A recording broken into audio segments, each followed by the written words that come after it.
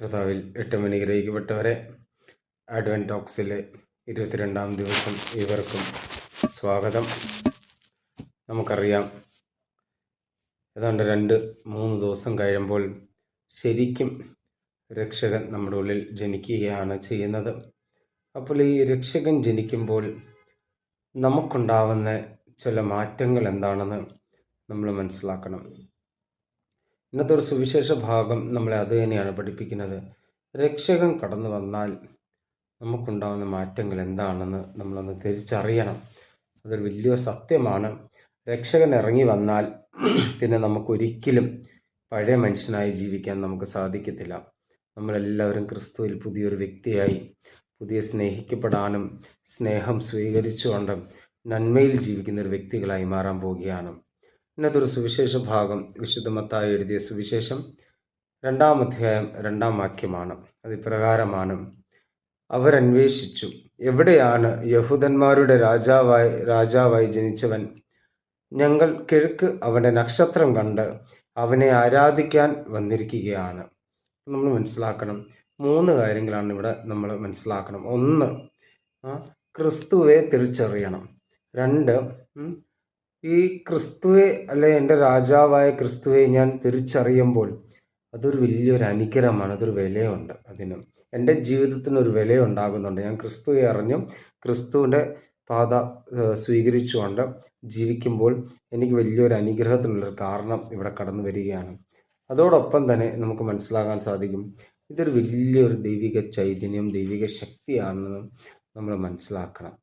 അതാണ് ഇന്നത്തെ ഒരു സുവിശേഷ ഭാഗം നമ്മൾ പഠിപ്പിക്കുന്നത്. ആദ്യം നമ്മൾ മനസ്സിലാക്കണം, ദൈവത്തെ തിരിച്ചറിയാൻ നമുക്ക് സാധിക്കണം. അപ്പം നമ്മുടെ ഓരോ ജീവിതത്തിലും കർത്താവായ യേശു മിശിഹ കുറേ അത്ഭുതങ്ങളും അടയാളങ്ങളുണ്ട്, നമ്മളോട് സംസാരിക്കുന്നുണ്ട്. അപ്പം ഇവിടെ നമ്മൾ മനസ്സിലാക്കണം, ഈ 3 രാജാക്കന്മാർ, 3 ജ്ഞാനികൾ ഒരു നക്ഷത്രം കണ്ടു അല്ല വന്നത്. ക്രിസ്തു യഥാർത്ഥ ലോകത്തിലെ രക്ഷകൻ എന്ന് കണ്ടാണ് അവിടെ വന്ന് നിൽക്കുന്നത്. അപ്പോൾ ക്രിസ്തുവാണ് ലോകത്തിൽ യഥാർത്ഥ പ്രകാശം എന്നൊരു തിരിച്ചറിവ് ഇവർക്കുണ്ടായതുകൊണ്ടാണ് ഇവർ കൃത്യമായിട്ട് അവിടെ വന്ന് നിൽക്കുന്നത്. അപ്പോൾ അത് മനസ്സിലാക്കണം. ദൈവം ഈ ഭൂമിയിൽ ഓരോ വ്യക്തിയുടെ ജീവിതത്തിൽ കുറേ കാര്യങ്ങൾ, കുറേ അടയാളങ്ങൾ നൽകി സംസാരിക്കുന്നുണ്ട്. നമ്മൾ ഓരോ വ്യക്തിയോടും ദൈവം സംസാരിക്കുന്നുണ്ട്. നമ്മളോട് സംസാരിക്കുമ്പോൾ ദൈവം കൃത്യമായിട്ട് അടയാളങ്ങൾ നമുക്ക് നൽകുന്നുണ്ട്. 2-ാമത്തെ കാര്യം, ഈ ക്രിസ്തുവെ സ്വീകരിക്കുമ്പോൾ നമുക്കൊരു വിലയുണ്ടാവും. അത് മറ്റൊന്നല്ല, ഈ 3 രാജാക്കന്മാർ, അല്ലെ 3 ജ്ഞാനികൾ യാത്ര ചെയ്ത് വന്നത് ഒരു 2 കിലോമീറ്റർ 10 കിലോമീറ്റർ അല്ല, ഒരു പക്ഷേ ഒരു 100 കണക്കുന്ന കിലോമീറ്റർ അപ്പുറത്തെ കാര്യം, വേറൊരു ദേശത്തിന് അവർ കടന്നു വന്നത്. അപ്പോൾ നമ്മൾ ചിന്തിക്കണം, അവരുടെ ഒരു യാത്ര അത്ര സുഖകരമായ ഒരു യാത്ര അല്ലായിരിക്കും. അവർക്ക് ഒത്തിരി കഷ്ടപ്പാടുണ്ടായിരിക്കും. ഇപ്പം ഇന്നത്തെ കാലത്താണ് എല്ലാം മെട്രോ ട്രെയിനും ബുള്ളറ്റ് ട്രെയിനെല്ലാം ഉണ്ട്. അന്ന് ഇതൊന്നും ഇല്ല.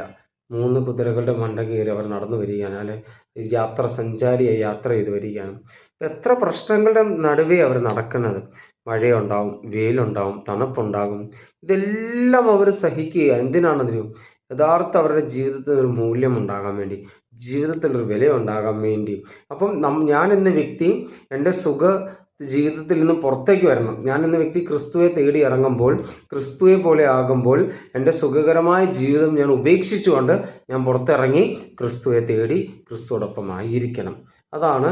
അപ്പം കർത്താവായ യേശു മിശിഹായുടെ കാൽപാതിൽ നിന്നും, അല്ലെങ്കിൽ കർത്താവിൻ്റെ മുമ്പിലാണ് നമ്മുടെ ജീവിതം തുടങ്ങുന്നതും കർത്താവിൻ്റെ മുമ്പിലാണ് നമ്മുടെ ജീവിതം അവസാനിക്കുന്നതും. അത് മനസ്സിലാക്കുക. 3-ാമത്തെ കാര്യം, ഒരു ലക്ഷ്യമുണ്ടാവണം. ഞാൻ ക്രിസ്തുവിൻ്റെ നാമത്തിൽ എന്ത് പ്രാർത്ഥിച്ചാലും ദൈവം എനിക്ക് തരും എന്നൊരു ലക്ഷ്യം ഉണ്ടാവണം. അപ്പോൾ ഈ 3 ജ്ഞാനികളും അവിടെ പോയി ക്രിസ്തുവിനോട് പ്രാർത്ഥിക്കുകയല്ല ചെയ്ത്, കർത്താവ് ഞങ്ങൾക്ക് അത് വേണം, ഞങ്ങൾക്ക് ഇത് വേണം എന്നൊന്നും പ്രാർത്ഥിച്ചിട്ടില്ല. അവർ കർത്താവിനെ, രക്ഷകനെ ആരാധിച്ചപ്പോൾ, രക്ഷകനെ ദൈവമായി ആരാധിക്കുമ്പോൾ നമുക്കെല്ലാം കിട്ടിക്കോളും. പ്രിയമുള്ളവരെ, ഈ ക്രിസ്മസ് കാലം നമുക്ക് കൂടുതൽ പ്രാർത്ഥനയിൽ ദൈവത്തിന് മുമ്പാകെ നമ്മളെ തന്നെ സമർപ്പിച്ചുകൊണ്ട് നമുക്ക് പ്രാർത്ഥിക്കാം. കർത്താവ് അനുഗ്രഹിക്കട്ടെ. ആമീൻ.